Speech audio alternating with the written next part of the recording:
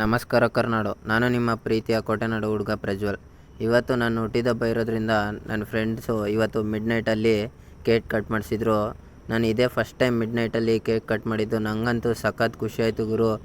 ಎಲ್ಲ ಫ್ರೆಂಡ್ಸ್ಗೂ ನನ್ನ ಕಡೆಯಿಂದ ಥ್ಯಾಂಕ್ಸ್ ಹೇಳೋಕ್ಕೆ ಇಷ್ಟಪಡ್ತೀನಿ.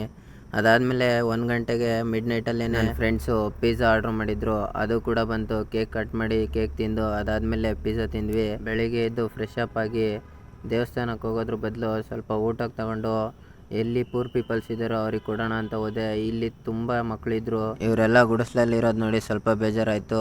ಅದಾದಮೇಲೆ ಅಲ್ಲಿರೋ ಎಲ್ಲ ಮಕ್ಕಳಿಗೂ ಊಟಕ್ಕೆ ಕೊಟ್ಟು ಅವ್ರ ಮುಖದಲ್ಲಿ ಖುಷಿಪಡಿಸಿ ಅಲ್ಲಿಂದ ರೂಮಿಗೆ ಬಂದೆ. ಅದರಲ್ಲಿ ನನ್ನ ರೂಮ್ಮೇಟ್ಸ್ ಎಲ್ಲ ಸೇರಿ ಕೇಕ್ ತೊಗೊಂಡು ಬಂದಿದ್ದರು.